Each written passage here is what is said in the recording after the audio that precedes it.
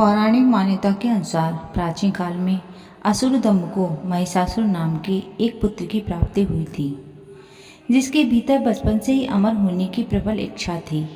अपनी इस इच्छा की पूर्ति के लिए उसने अमर होने का वरदान हासिल करने के लिए ब्रह्मा जी की घोर तपस्या आरंभ की।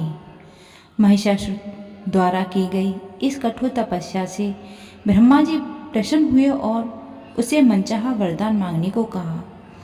ऐसे में महिषासुर, जो सिर्फ अमर होना चाहता था, उसने ब्रह्मा जी से वरदान मांगते हुए खुद को अमर करने के लिए उन्हें बाध्य कर दिया। परंतु ब्रह्मा जी ने महिषासुर को अमरता का वरदान देने की बात से कहते हुए टाल दी थी कि जन्म के बाद मृत्यु और मृत्यु के बाद जन्म निश्चित है, इसलिए अमरता जैसी किसी बात का कोई अस्तित्व नहीं है।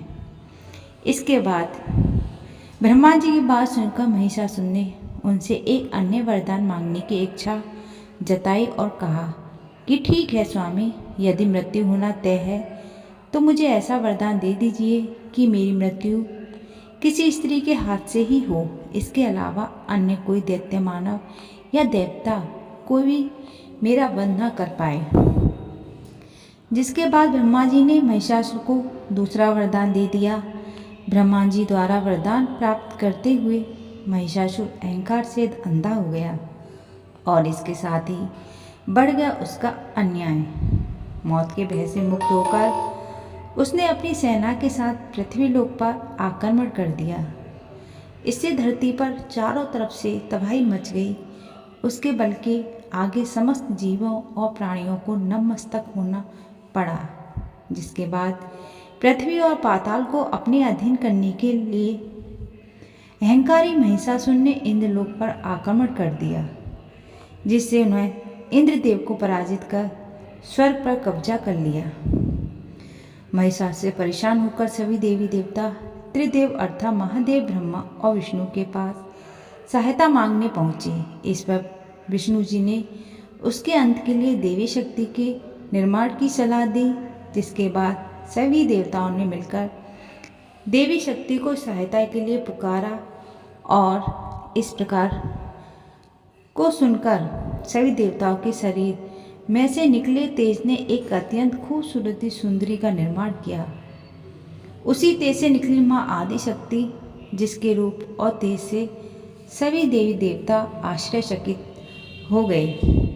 त्रिदेवों की मदद से निर्मित हुई देवी दुर्गा को हिममान ने सवारी के लिए सिंह दिया। इसी प्रकार वहां मौजूद सभी देवताओं ने भी माँ को अपने एक एक अस्त्र शस्त्र सौंपे और इस तरह स्वर्ग में देवी दुर्गा को इस समस्या हेतु तैयार किया गया। माना जाता है कि देवी का अत्यंत सुंदर रूप देखकर महिषासुर उनके प्रति बहुत आकर्षित होने लगा और उसने अपने एक दूत के जरिए देवी माँ के पास विवाह का प्रस्ताव तक पहुँचा दिया। अहंकारी महिषासुर की इस आच्छी हरकत ने देवी भगवती को अत्यधिक क्रोधित कर दिया। जिसके बाद माँ महिषासुर को युद्ध के लिए ललकारा।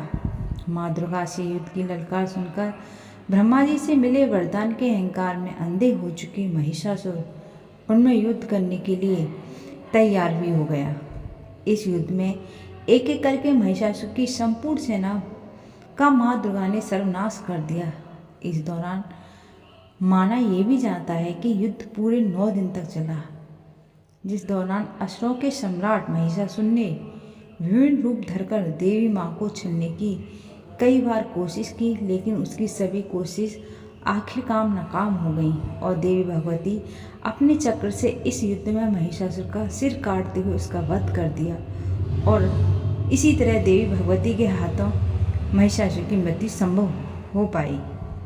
माना जाता है कि जिस दिन माँ भगवती ने स्वर्ग लोक, पृथ्वी लोक और पाताल लोक को महिषासुर के पापों से मुक्ति दिलाई, उस दिन से दुर्गा अष्टमी का पर्व आरंभ हुआ। बोलो जय माता दी।